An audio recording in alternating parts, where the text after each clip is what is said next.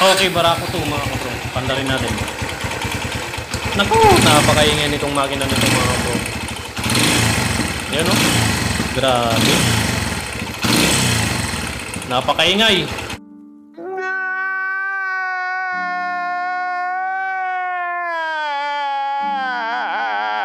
So, iso, connecting rod, dalawang bearing, palitan natin sigurado pati block, gas-gas to. Alright, palamigin natin, baklasin natin.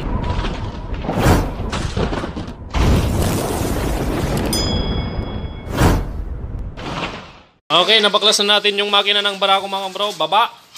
Yan, nabiyak na, nililinis na nila mga bro. Ang issue nito, yung connecting rod yung maingay kanina, ito siya. Okay, kalog pare. Yun o. Napakaingay mga bro. Connecting rod, papalitan na natin. Dahil yung dala ni Bossing, original na connecting rod, yun ang dadalhin natin, papalay natin. Tapos, dalawang bearing, papalitan na natin dahil tong kanyang bearing. Ayun o, umatras sa bante na.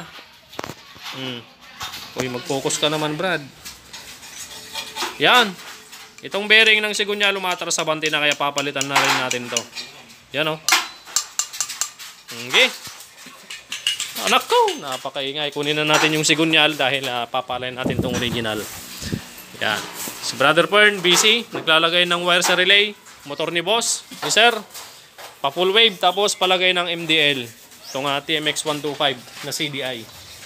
Ito naman, nalilinis na ni Boy Labo. Boy Labo! Oh. Ayan, nililinis yung CVT. Bibilihan natin ng clutch spring, center spring, tsaka bola-bola. Okay, let's go. Shoutout kay Uncle, yun o. From Ordaneta at si Kabro. Poging-pogi, kung nandito lang si Kagawad, kakantsawang ka na naman. Ayan si Boss. Okay, let's go. Punta na tayo.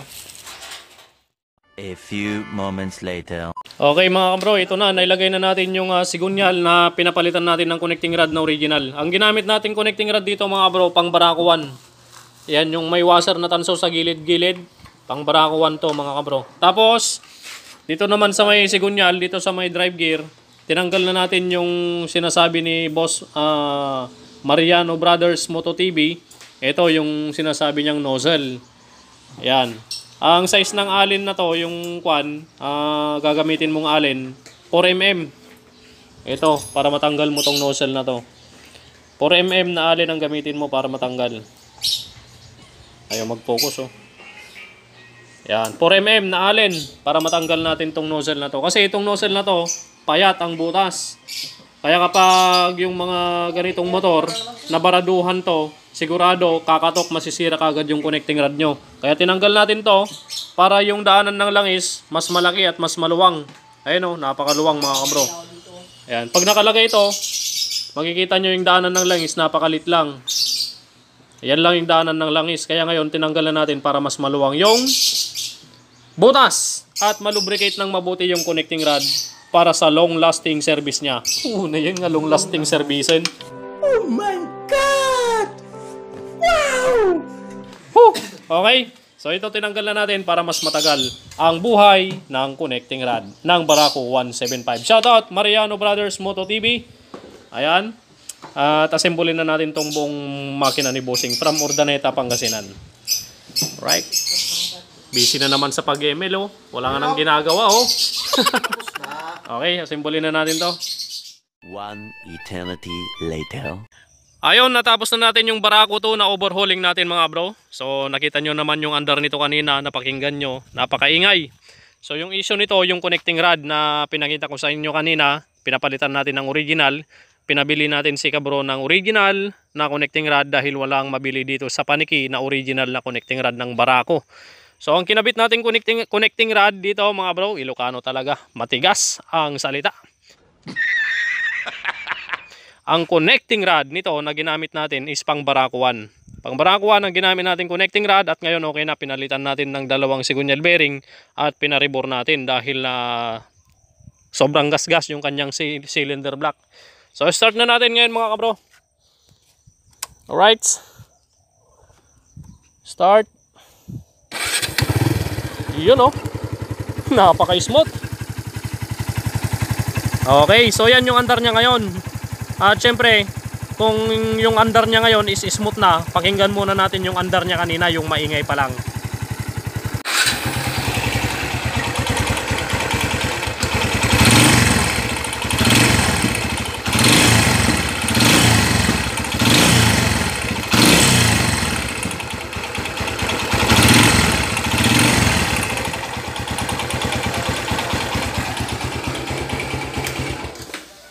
Okay, so napakinggan nyo na yung andar niya kanina bago dumating si Bossing nung kadarating niya. Maingay talaga yung makina niya. Ngayon, ito na yung andar niya ngayon.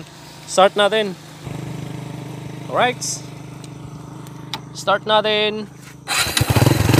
Yun o. Yan ang tunog ng Barako. Napaka-smooth. Wow! Shoutout ka bro! From Urdaneta City, Pangasinan. Barako 2 overhauling. Yan, napaka-smooth. Siyempre, walang backfire yan o.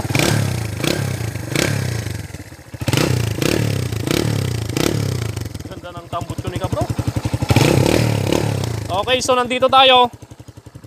Same pa rin yung pinag-rorodtisan natin. Dito tayo sa bukid dahil walang gaanong sasakyan dito.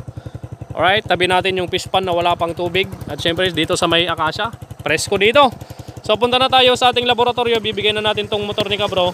At para makauwi na rin siya sa Urdaneta, Pangasinan. Alright, uwi na si Kabro. Sticker muna. Break in lang Kabro ha. Break in lang. Baka mapalaban manan. Sige ka bro, ingat, ingat. Salamat ah. Takbong pogi.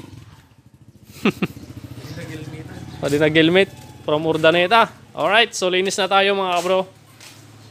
Linis na tayo ng ating mga kalat. See you again next video mga bro. Maraming salamat sa inyong panonood at pagsubaybay. God bless you all. Kain muna tayo ng ding dong.